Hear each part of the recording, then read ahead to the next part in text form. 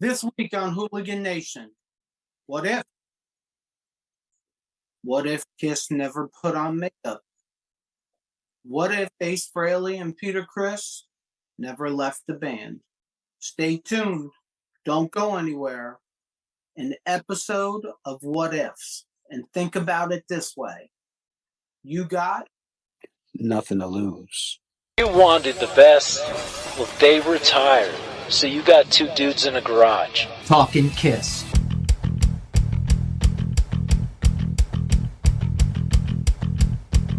Welcome back to the Hooligan Nation, a KISS-Centric podcast. Thank you all for coming out. I'm Anthony. I'm Rocco. So in our discussions, my little Chong over here kept asking me Never been called little before. That's good. What? I said I've never been called little before. That's interesting. That was good. I like that. Well, it's my little Chong. My little Chong over here, right there. At least on my screen, he's right there. He keeps asking questions about what ifs. What if this happened? What if that happened? What if my aunt had balls? She'd be my uncle. As he was asking these questions, it came up in my head, wow, what ifs are endless when it comes to Kiss. We should do an episode. And, well, here we are, doing an episode. So, I don't have anything news-wise. I don't have anything. Do you? No, I think right now, as far as KISS news goes, it's kind of status quo. If there's something anybody else has heard and you want to pop out in the comments, feel free. But I haven't really heard anything newsworthy. So you ready to get right into this? Absolutely. Would you like to start or would you like me to start? Well, I think I'll start just in the category of, I think that this is what spurred it. A couple weeks ago, you told me.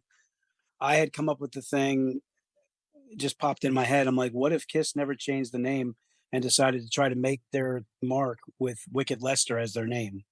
And then all of a sudden, the what ifs questions went rampant with all different things. I gave you my opinion a couple weeks ago. I'll give it to you again on camera. Right. Wicked Lester sounds like a child molester to me. And I don't think they even get off the ground. I think a band's name is important.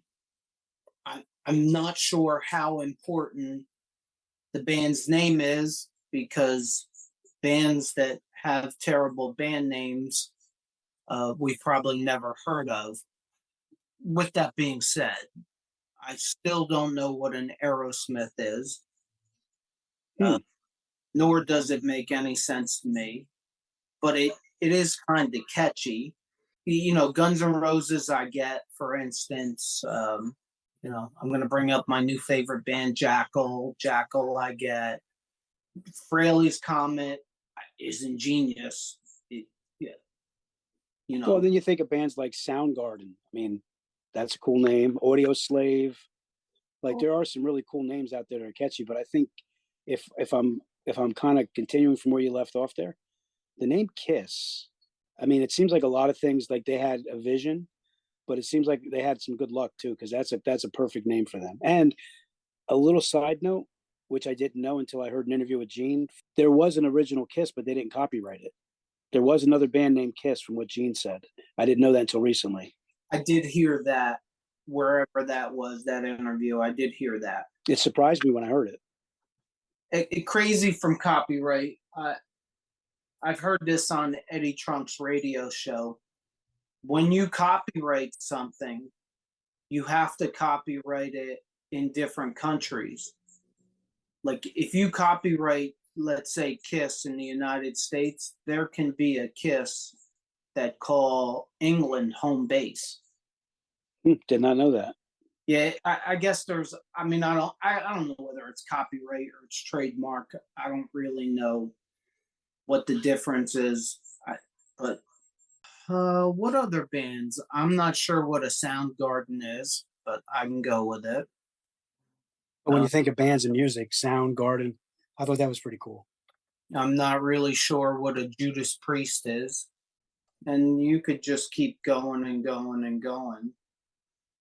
Well, I told you I have a little fun. I have a hobby of all band names. I have a list of a million different names that I come up with. So, but KISS is very distinct. I think it definitely, if you're looking for something to fit, it definitely fit them. I They're not the couldn't same. I couldn't see a lighted sign saying Wicked Lester myself, but No, it's the whole, definitely. the whole Kiss thing in general is ingenious, and I understand that. I say that everything they do is ingenious, but if you think about it, it's 4 letters, so it's short. The lightning bolts. It's almost like when they came up with KISS, and I'm sure this wasn't this way, but it's almost like when they came up with KISS, they already had designed the lighted sign and was trying to find a band name that worked in a lighted sign, because I just can't picture I can't picture Aerosmith or Guns N' Roses or Wicked Lester or any of those band names in a lighted sign looking the way the KISS sign looked. I do believe, just in my opinion, that a band name definitely can stunt a band's growth, because it's how you're identified by your fans, and how you're identified, and how you build a following too. So, like you said, Wicked Lester may have like turned people off. Everybody knows KISS. Everybody knows that term. Everybody knows. I like I said, I think it definitely they definitely caught lightning in a bottle with getting that name. So, what if? What if KISS never put on the makeup? It's another big what if. Me and you went back and forth. We actually have a pretty healthy debate on this when we were just in conversation. They're not the same band. They don't get to the same legendary status, in my opinion.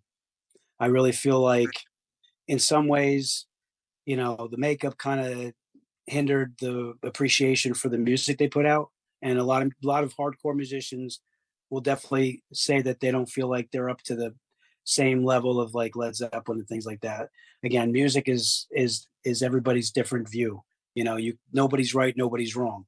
You got your own opinion about how you feel about it, but there may have been more emphasis on their music, but I don't think that they would become the iconic characters. I think the iconic characters are what really, I think, propelled this band to be as big as they were, more than just the music. But if they didn't put on the makeup, it would have been the music that led them. I would argue that if they didn't put on the makeup, nobody would accuse them of not being a good musical band. I would also argue that if they didn't put on the makeup, they're first ballot Hall of Famers in the Rock and Roll Hall of Fame. They don't. And that I'll definitely agree with you on. That'll definitely, because overall the masses and like the people on that definitely didn't respect them as much because of that.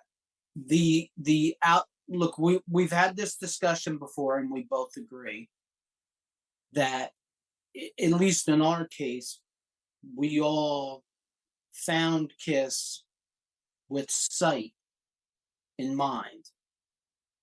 But if you're a KISS fan, the sight will get you to the dance, but the music has to keep you at the dance, especially for 40 years, let's say. Very, very well said.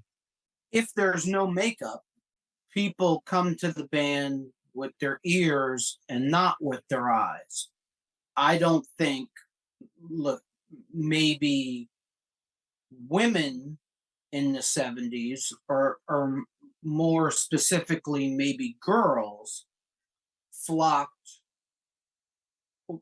still to this day, flock to male bands with their eyes, but I've never flocked to any other band with my eyes. I really don't care. I mean, yeah, it's mildly entertaining that Slash wears a top hat. I'm more entertained at the fact that he keeps the top hat on. I've never watched an Aerosmith video because of what Steven Tyler was wearing or because of what he looked like. So I just think it changes the whole game up. Let's just say a truer account of who they are as a band instead of them being poo-pooed by the outside world saying, oh, they're just a gimmick. It's not about the music.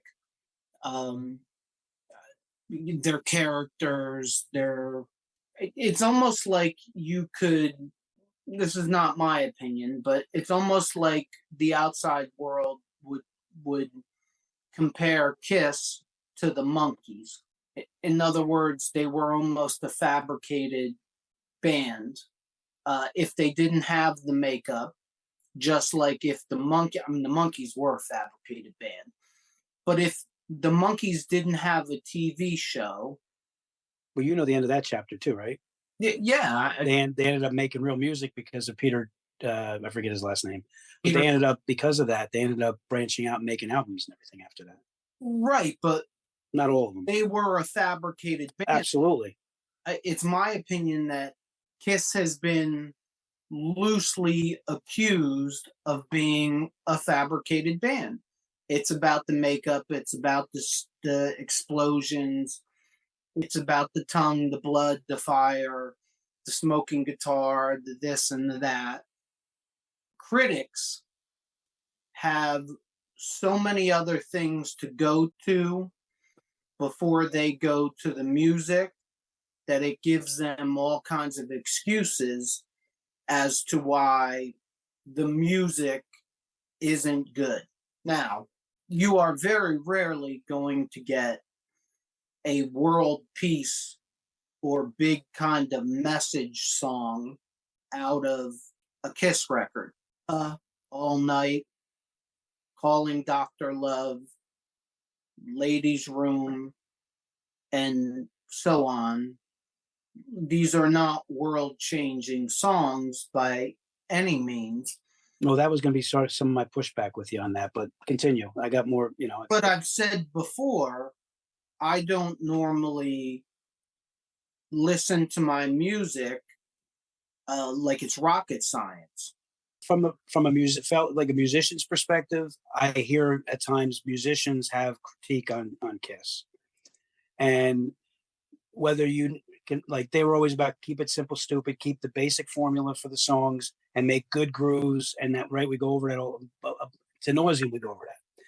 But there's musicians that will make comments that they don't do complex chords, they keep it, even they're keeping it simple, but that doesn't mean that they didn't have the ability to do more.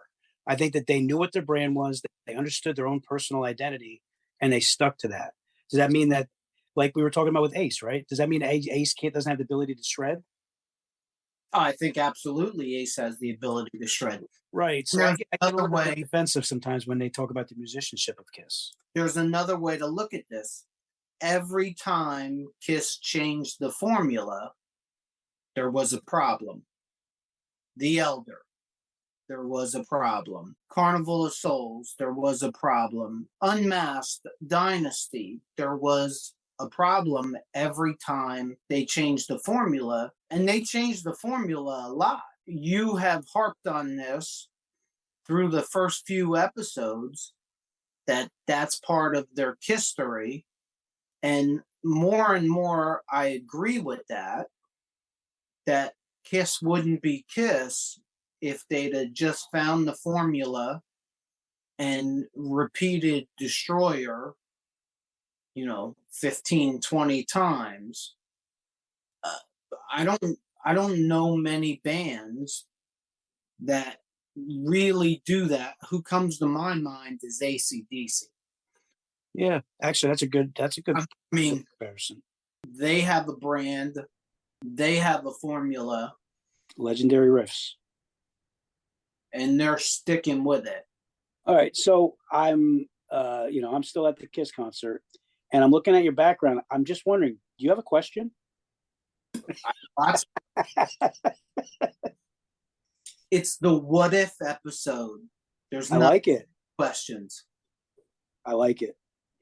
Your turn. What do you got? All right. So I was really a big fan of Eric Carr. So I'm going to go, there's a million what ifs. I'm going to go in a different area completely. And I'm going to say, what if Eric Carr didn't pass away?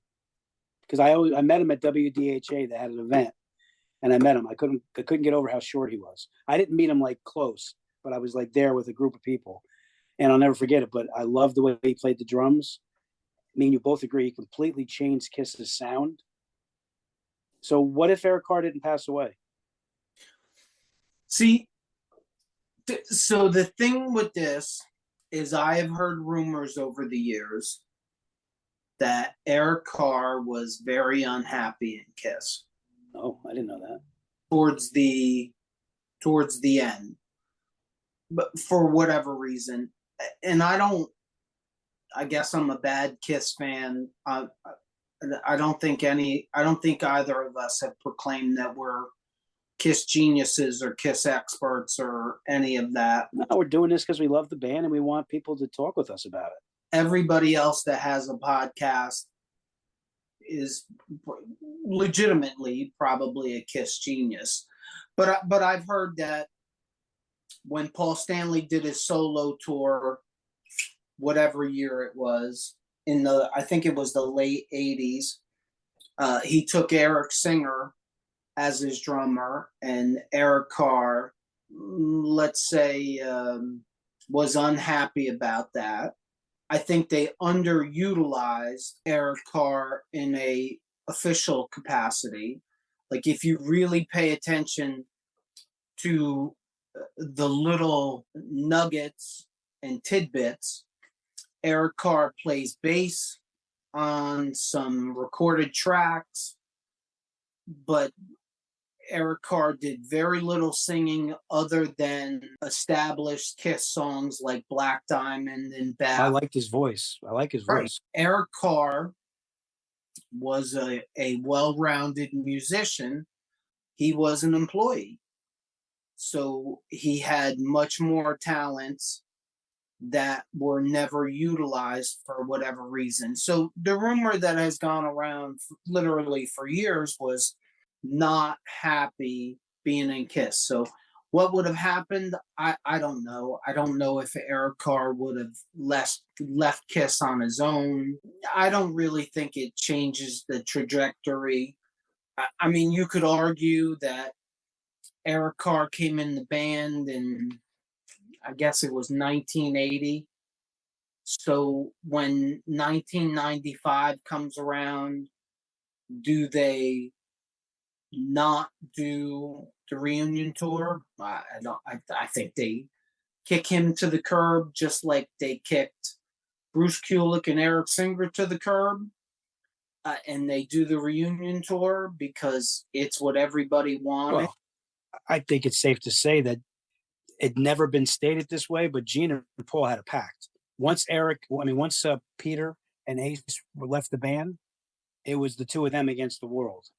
Sure, I think I don't know, I really don't know of any band that once an original member leaves, the next person that slides in is an employee. They're not giving a band like KISS, if you think about it, in 1980, to bring Eric Carr in and make him a full member is a straight out bad business decision, because right. You then have to pay him for royalties, past royalties, for Hotter Than Hell. Right. They're not going to do that. I mean, he was an employee and he was treated, as far as I know, he was treated as an employee. Whether he was treated well or not, look, I don't want to get into craziness, but we'll talk about it, I'm sure, in a future episode. One of the things that Paul and Gene are notorious for is cutting off Eric Carr's medical insurance right before he died. Yeah, I didn't hear that. Well, there's lots of stories out there about that, and there's stories for and, of course, against Paul and Gene for that. but it was a business decision. That's the argument for. But we're getting into the weeds on it. I can give you one quick comparison if you want. Metallica. They had Jason Newsted. He was with 45 bassists. He got the gig, and in an interview, he basically said he would have done it for a cup of coffee because he loved it. He was like so enamored with being able to be part of Metallica. So he was an employee early on, didn't get paid much, a really low amount, and then he was on for like 12 years with them. And he was not an employee. They eventually brought him in and made him a full-fledged member of the band. Sure, Metallica did that with Trujillo. Yes. Camera, wrote him a check for $1 million and made him a full member from that point on. So it's possible. I don't know if it's a great business decision. You know, that Metallica documentary probably came out in the early 2000s. I just think they're a different band. It was a different mindset. And I think it was important for the three of them head cases because Oh yeah, no, I know they had a therapist with them on that documentary. Yeah. Right. And they mistreated, look, these are their own words. They mistreated Jason Newsted so bad that they were trying to avoid that. And it looks really like they successfully did avoid it. KISS, the other thing is, you imagine how much harder it would be to get rid of a band member if they were full-fledged members. Imagine if Vinnie Vincent, for instance, became a full-fledged member of KISS. They would very much have a much bigger problem when you're in they just fire you. Again, it's funny, but they always compare bands to marriages. It'd be like a bad marriage going into an ugly divorce. Right. The KISS marriage to Vinnie Vincent was annulled. Right. That's a good way to put it. And, for that matter, the KISS marriage to Mark St. John was annulled. So you take all that into consideration. I can understand why they didn't make anybody full-fledged members, that they were just employees. But no, to answer your question, I don't really think it changes anything at all. All right, Tag, it's your turn. What if, I'm going to steal yours. Yeah, that's what I think we're going in the same direction. It's the biggest what if of all. What if KISS didn't make solo records? Yeah, that's where I was going. Okay, that's a double what if though, because Ace basically kind of gave him an ultimatum. No, then you have a guy who's in the band. They don't make the solo albums, and he's either going to quit the band. Like he basically was kind of giving him an ultimatum that he wanted to quit the band, right? And then again, correct me. Anybody can correct me if I'm wrong. They were basically like, all right, well, you know what? Let's all do a solo album. You can get it out of your system, and then we can get back to business of making our albums.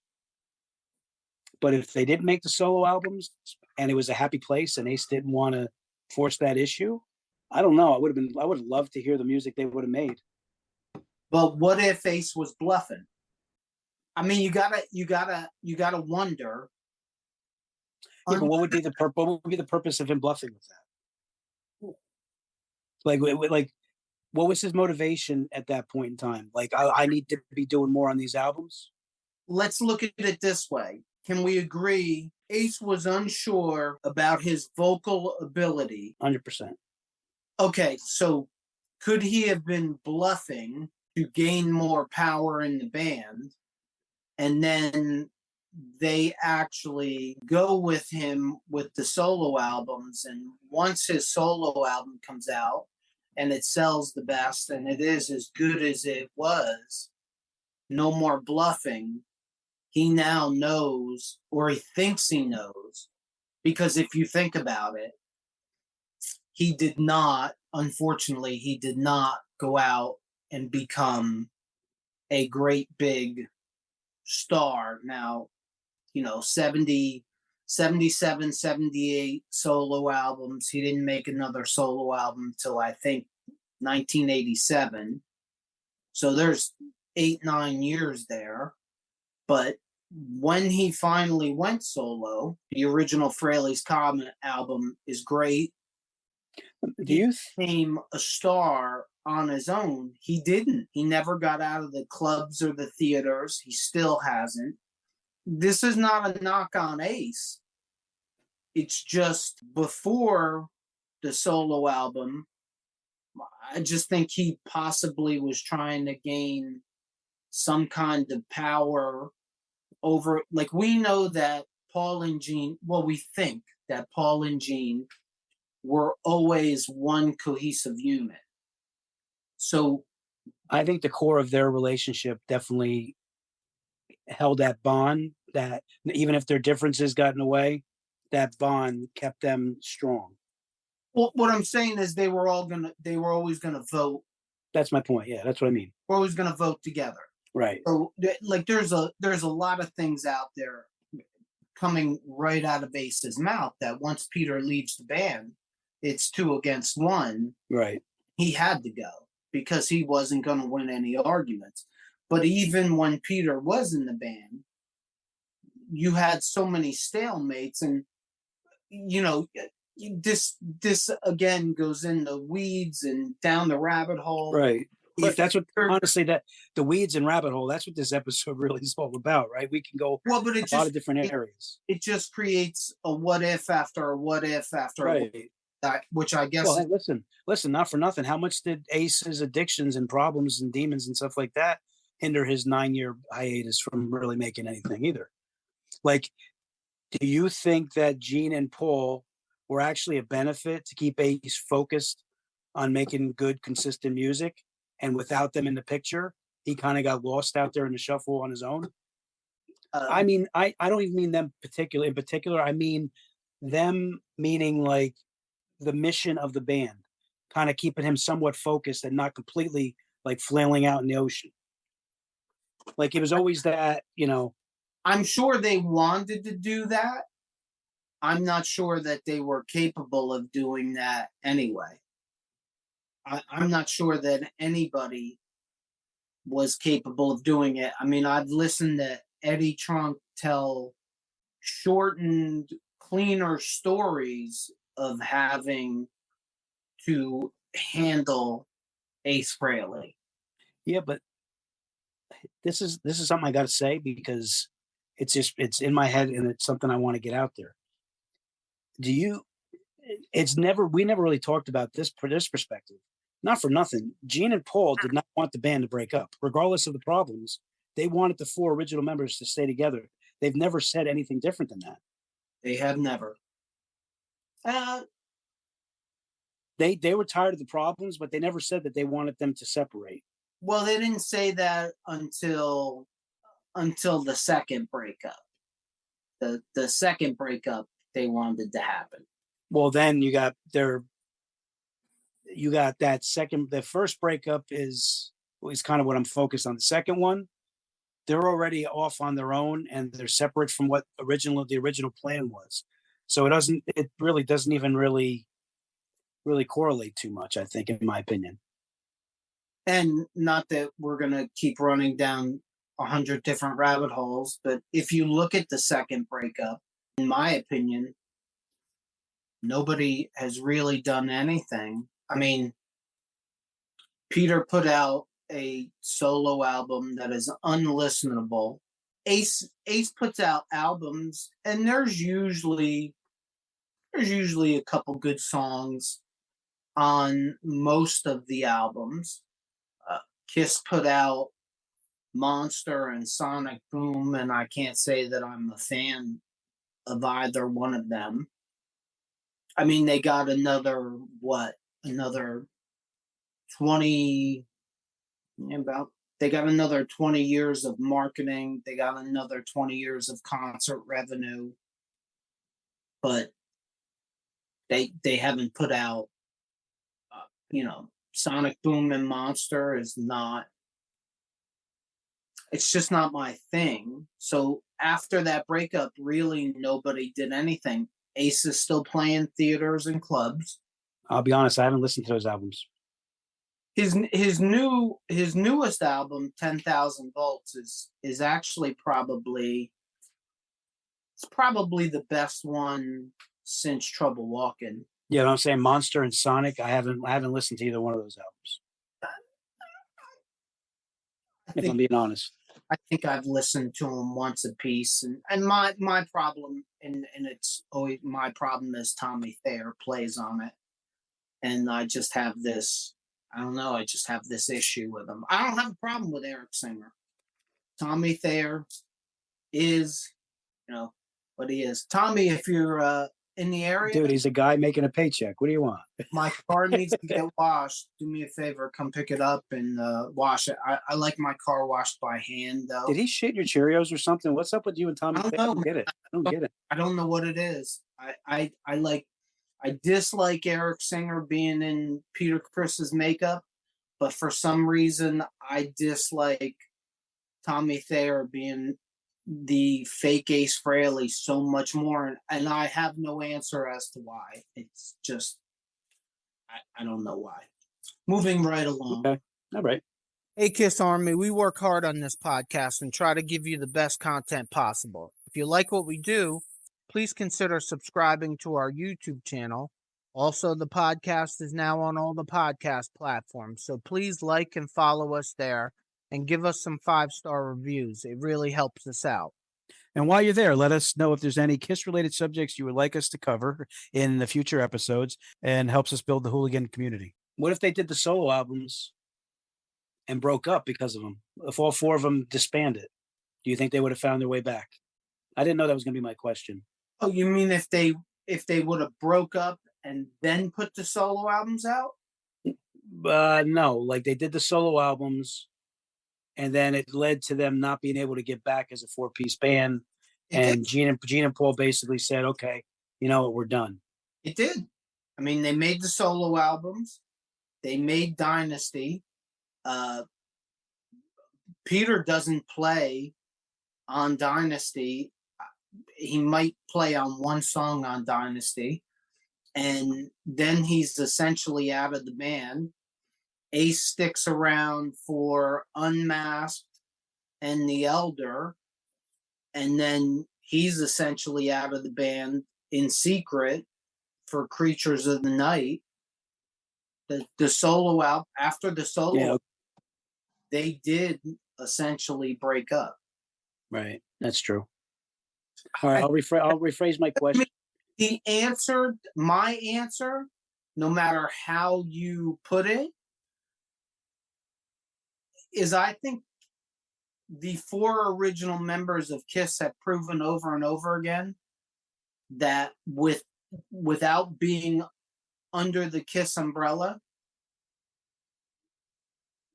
there's nothing there. Like Gene Simmons put out a solo album, a second solo album that might be more schizophrenic than the first one. I mean, Paul Stanley's last solo album was Soul Station. It's like 50s music. These guys have never been a tenth of the size that they were in KISS when they were on their own. So if all 4 of them broke up and went on solo careers, it probably would have brought them back together for a reunion quicker. Okay. Because I don't think that any of them become anything bigger than KISS. Who can I compare that to? Who left? Is there anybody? Anybody? I don't think there is anybody. Is there anybody that's left the band and become bigger? Like left an established band and became bigger. Oh, Phil Collins. Band. Well, Phil Collins. I mean, yeah. Phil Collins was and Peter Gabriel. Both of those guys left, and they were able to have an established career afterwards. Not bigger. I don't know if he's. Would you say that Phil Collins became bigger than Genesis? I think he made a lot of great songs. Yeah, I would say he did. Yeah, I would say he did too, and I would say Sting became bigger one. That's a good one. Yeah, that's a good one. So yeah, both of them. But other than that, nothing pops into my head. But I think we'll both go on record as saying that the line, at least for me, Mike, the lineup of Gene, Paul, Bruce, and Eric, I like the music they put out, and I like some of the stuff that Vinny did too. But I like that era. I mean, we going back from the first episode, that's where we started out. So I like the music they put out. But I think if they were able to find a way to stay together, they needed each other to be their best self.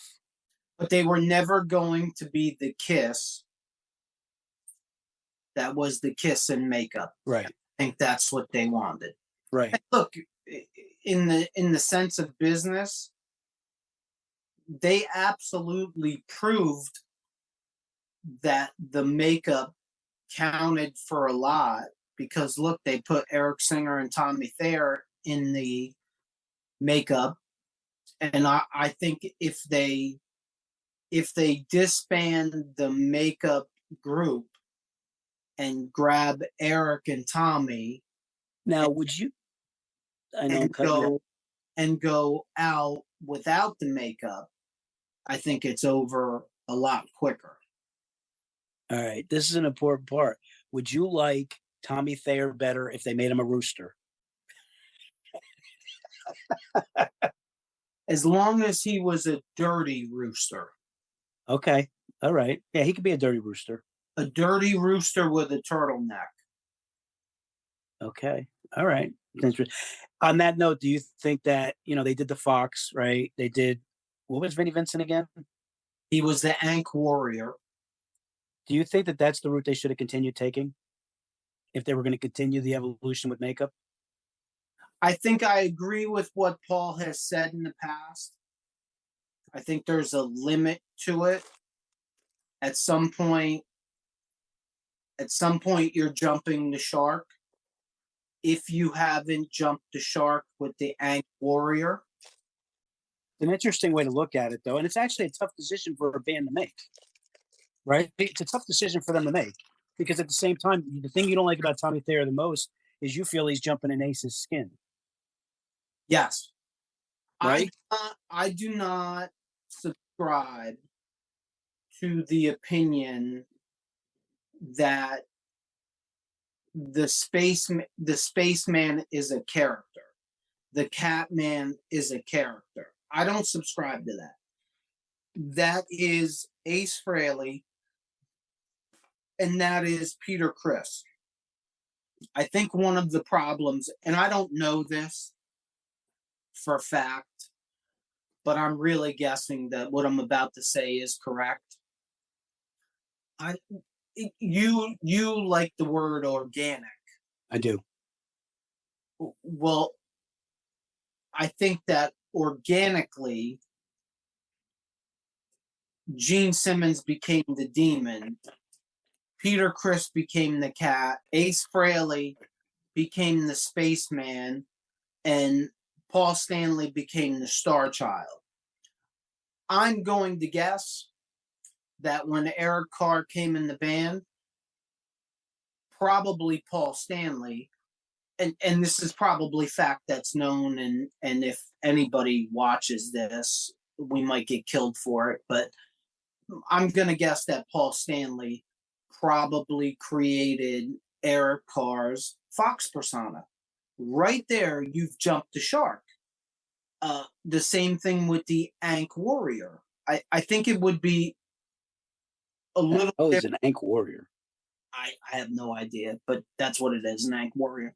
But if Eric Carr comes into the band and they say to Eric Carr, hey, you have 6 months, come up with something that fits your personality, it might be a different thing, where I think what happened is they said, hey, congratulations, Eric, sign this contract. We're going to hire you to play drums for us. By the way, you're going to, and the Fox was not the first iteration of the makeup. It was some chicken hawk looking thing that you can find on the internet and on Google by Googling it. But I just think that Paul Stanley said, give me a weekend and I'm going to tell you who you're going to be. I think you kind of jumped the shark right there. And if you're going to have the quote unquote bosses picking the persona for the band member, yeah, I do agree with what Paul Stanley has said, which was, he has said something like, "What were we going to have? The Turtle Man?" And yes, if he was going to keep creating the makeup, we were absolutely moving towards having the Turtle Man. I'm not sure if it was up to the person. I can tell you right now, I'm going to get killed for this if anybody listens to this, but I can tell you right now, I don't know what makeup you could have for Bruce Kulick. What makeup do you have for an accountant? Because I just think that Bruce Kulick was an accountant that played guitar. That's how you go viral. Okay. Everybody off in one fell swoop, just like that. I so far have pissed off all 3 of the Tommy Thayer fans and all the Bruce Kulick fans. Look, before I get killed for this, I love Bruce Kulick. It's the closest thing to Ace Frehley that KISS ever had. But yeah, personality-wise, he reminds me a lot of my accountant. I think it's safe to say that I'm the good KISS cop. You're the bad KISS cop. Well, I am used to being the bad guy in that. So, if I'm being a kid again at like 10, 12 years old when I first started following KISS, they were my superheroes. There's only one Superman. There's only one Batman. There's only one Spider-Man. There's only one Demon. There's only one Cat. There's only one Star Child, and there's only one Ace. There's only one Spaceman. So yeah, when you're putting the makeup on the other guys, I can see where it starts losing its appeal. So I'm just gonna step right in it. I'm gonna step right in it. So I have a feeling that what I'm about to say is going to be arguing for Paul and Gene putting Tommy Thayer in Ace Frehley's makeup. But that would be pretty insane. If there's only one Batman, then who's the best Batman? Oh, yeah, that's a movie though. The Batman is one person, Michael Keaton. Yes, but if Batman, is it Michael Keaton? Because I think the other guy played a better Batman. Whatever the hell is. Wow, are we getting into the weeds now? Well, but this is I may come out of this episode agreeing with Paul and Gene putting Tommy Thayer in his makeup. Like they didn't say. So is this kind of like KISS therapy here? I don't know. Maybe I'm going to need a therapist as soon as this episode is over. But do you understand what I'm saying? Like Mike Keaton was Batman. It wasn't Burt Ward. It was Burt Ward was the original Robin. I can't remember. Yeah, Val Kilmer played. I know what you're saying. Val Kilmer played Batman. Right. George Clooney played Batman. And then there Christian Bale. Christian Bale. To me, Christian Bale is the best Batman. He was good. I'll give you that. He was good. Or he's the best Batman. But under what you just said, Christian Bale would be wearing Michael Keaton's. I can still win this. You want to know how I can still win this? Please. I'm talking about the comic book. When you're a kid, I'm saying when you're a kid and you first like them, visually, they're your superheroes. Yeah, but it was Space Ace. It wasn't Space Man. Like, it was Space Ace. I don't know. It's a... I really hope we get comments on this stuff. It's a black hole to the center of the earth that I don't think anybody's ever going to come up with the right or wrong answer for. No, I'm not. I'm just telling you my take. I'm never going to be forcing my opinion on anybody, but it's just the way I look at it and the way I grew up with it. I just don't like the fact. I don't know why. I just don't like the fact that they put Eric Singer and Tommy Thayer in the costumes and in the makeup.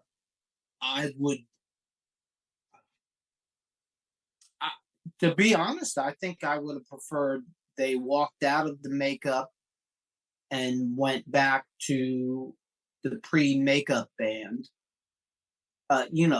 pre-reunion band thing. Oh, I thought you were going to say they were going to actually have the current lineup and call them Wicked Lester. No, I'm just kidding. No, because I think, look, I try to be as diplomatic as possible. Ace Frehley and Peter Criss, they left. Either way, you can't get a straight answer. Peter Criss quit. Peter Criss got fired. Ace left. Ace got fired. First time, second time, whatever, third time. You'll never get a straight answer out of any of them. But Ace Frehley and Peter Criss left. And at least rumor has it that they both got paid. They got paid out. The reason why Tommy Thayer can wear Ace's makeup is because the way the story goes, Ace leased it to KISS kind of forever. Nothing got paid for it. So, he likes to play, I love you, Ace. He likes to play the victim. Right. But he's literally playing the victim. Like, he's not now in any interviews and saying, hey, look, I did it to myself. I got paid for makeup. And I've never heard about Peter, but I'm guessing that when Peter got fired or quit the band,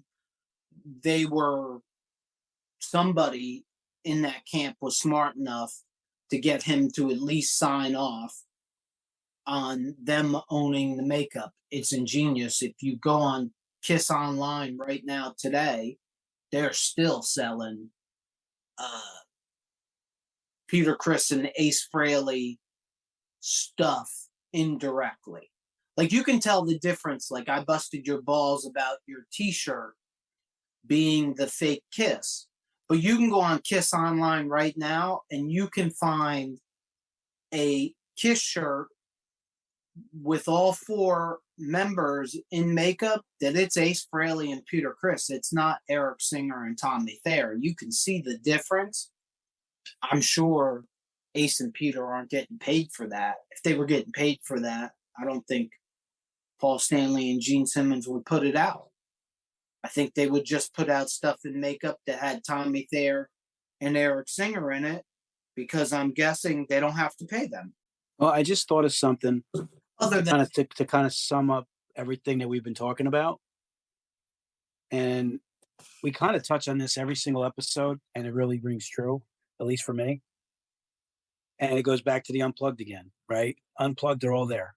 All the members that, other than Mark St. John and Vinny, pretty much all of the members are there.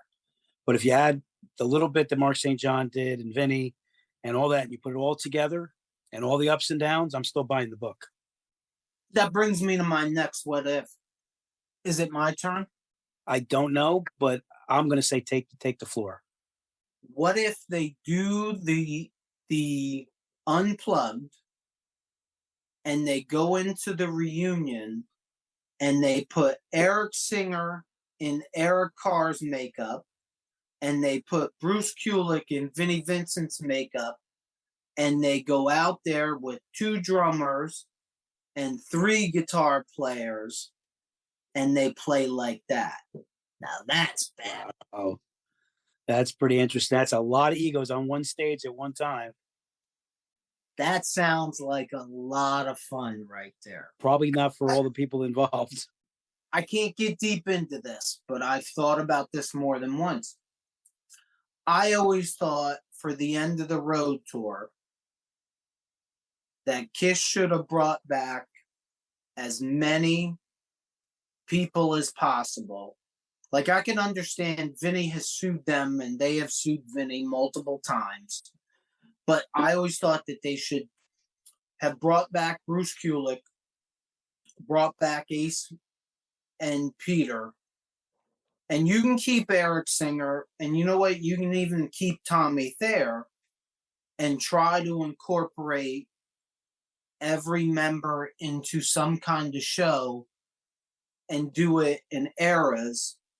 I don't know how logistically possible it would be, but it would be, even if it was only for, let's say, the last 2 shows at Madison Square Garden. Right. Would have been the coolest thing. Like if you broke it up into sections, like who is it? Is it Wasp? I think I just saw a interview with Blackie Lawless where when they go out to tour for the 40th anniversary of the original Wasp album, they're going to play the original Wasp album from start to finish, and then they're going to take a break, and then they're going to come back on stage and do greatest hits set. They're going to do Right. different. So what if Kiss, and again, logistically this sounds impossible, but what if Kiss went out there, Ace Frehley, Paul Stanley, Gene Simmons, and Peter Criss, and did a set of Kiss classics all in makeup, and then an intermission, and then came out there with no makeup on, with Bruce Kulick and Eric Singer, and did the 80s era of Kiss, and then went back after an intermission, and you can even, put in Monster and Sonic Boom and do Tommy Thayer and Eric Singer, or just come out for the third, after the second intermission for the third set, with all of them out there, and did some kind of, I don't know, some kind of something. It's interesting, but you know what? I think at the end of the day, and you can't, there's no way they didn't talk about those kind of things. But at the end of the day, they probably, especially they're getting older now, they wanted to, I don't know about you, the older I get, the less I want to deal with drama. I'm sure at their age, they probably talked about it and are like, you know what? All it's going to lead us to drama. Let's not bother. But I think it would have been a good touch to do in some form. I don't even think they talked about it. And I think you hit it right on the head. They didn't want the drama. They didn't need the drama. Enough people showed over the last 20 years that they either didn't care or didn't know, that they just still played, I don't know how many shows, but they still played. The end of the road tour, because of COVID, went on for years and years and years. I think they felt like, we don't need Peter Criss and Ace Frehley, and we're not dealing with the personalities, so we're just going to go do what we want the way we want. As a fan, I would have paid. Yeah, I mean, this is definitely a fan's take. I would have paid if you gave me a 3-hour, 2 intermission concert with, let's even throw Vinny in and say every living member of KISS on the stage. Boy, I don't know what my limit of pay would have been, but I would have probably, Taylor Swift tickets are like $3,000 a ticket. Right. I might have saved some of my pennies. I would have probably paid really handsomely for that. And I think it would have been a very cool show. I agree. All right, it's definitely, fan it's fantasy fanboy stuff, but oh yeah, it would have been cool. What if Gene you remember the movie Runaway? What if Gene, the movie that Runaway with Tom Selleck that he was in, Runaway? What if that was like a stellar movie? Like, what if that was like he was getting demand to do more movies? How much would that have changed his focus? It's hard to, for me, I think Gene, even with that, I think Gene probably was always focused on the band as number one. Do you think they would have pulled him away?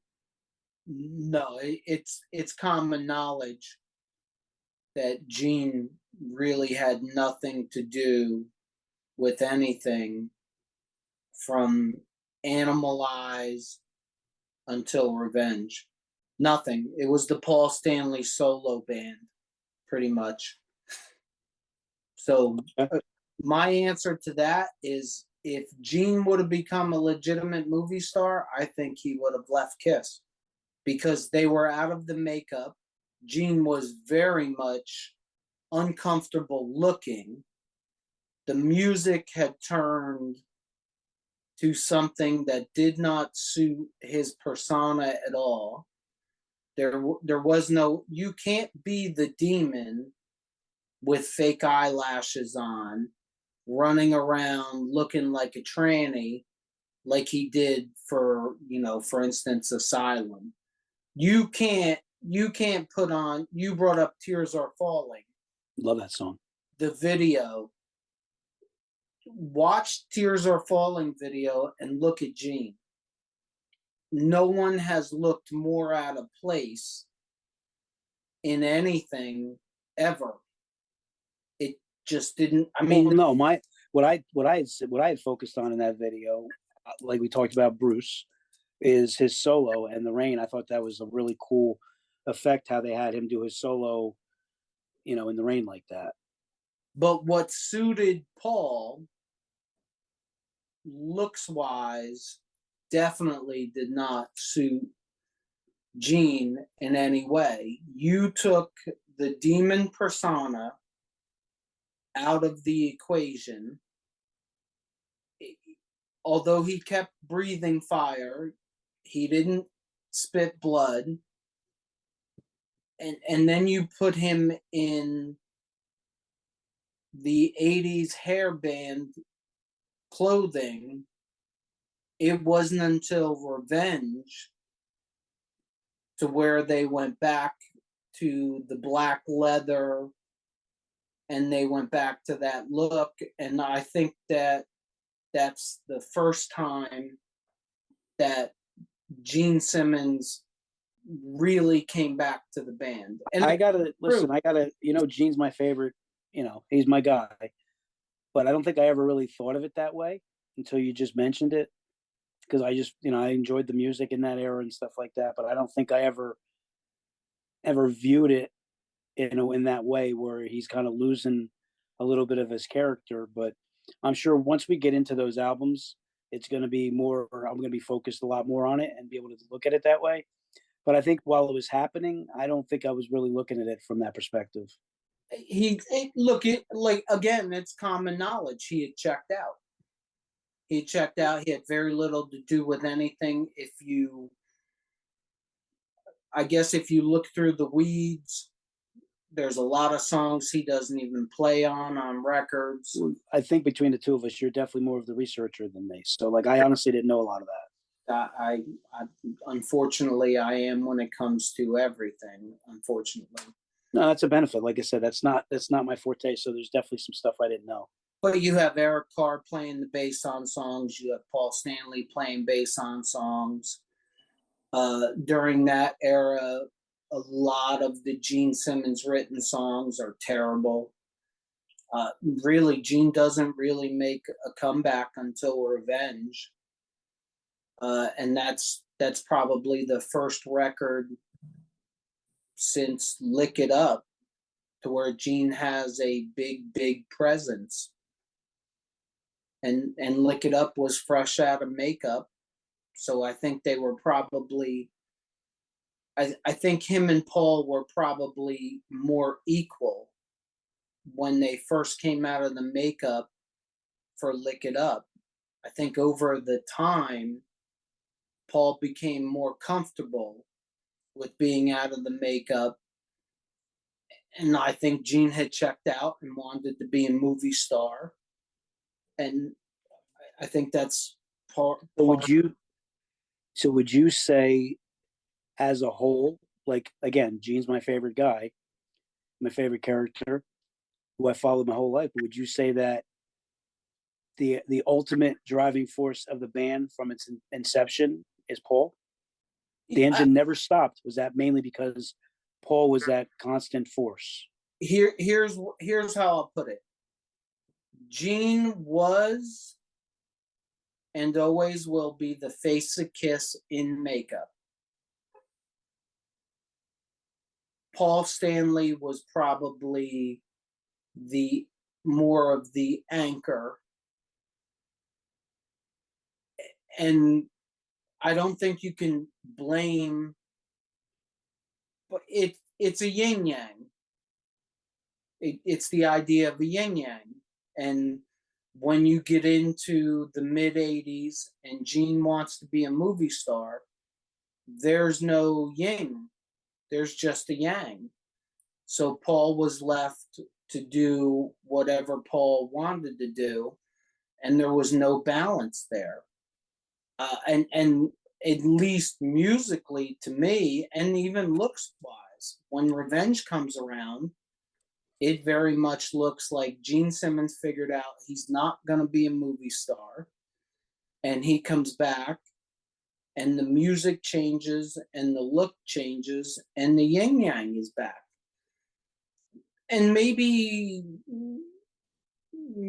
that went away a little bit for Carnival of Souls, but I think from the reunion to today, I think they're very much probably 50-50 partners creatively.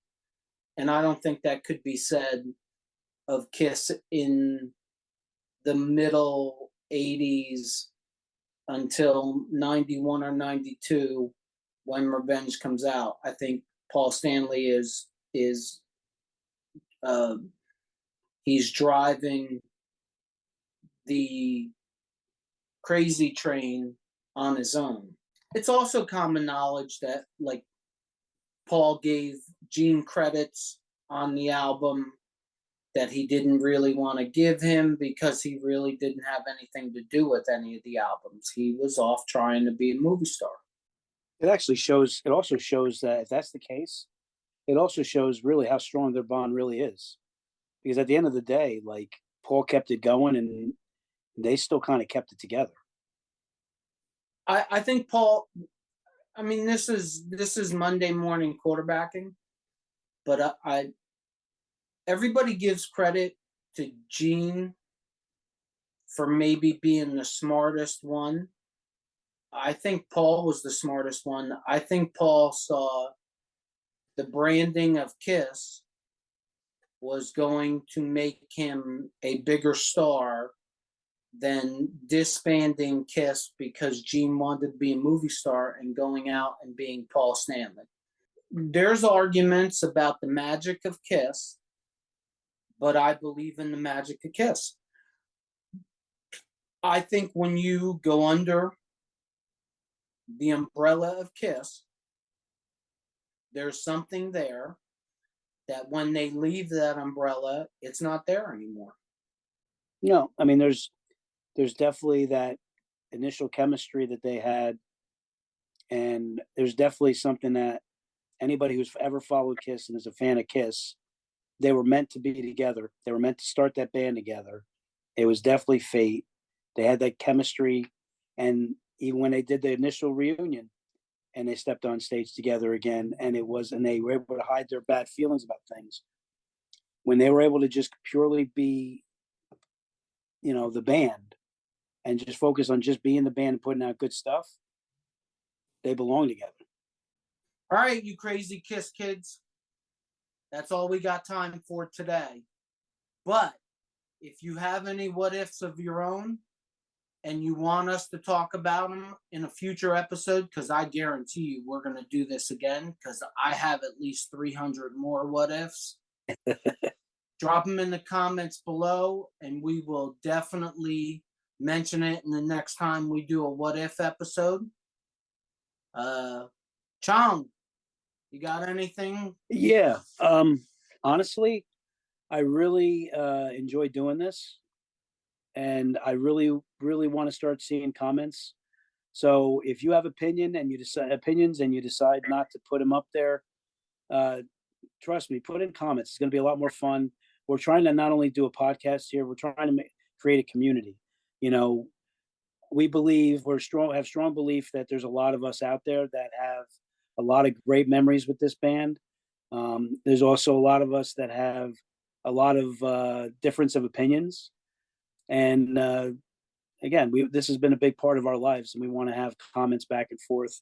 And if you see something, you hear something we say that you don't like or you don't agree with, which I'm sure there's plenty of stuff we've said that you don't agree with, bring it up there. We're looking for conversation with you guys. Except for Tommy Thayer. He's garbage. Unless he's a rooster. A dirty rooster. All right. But yeah, that's all I got.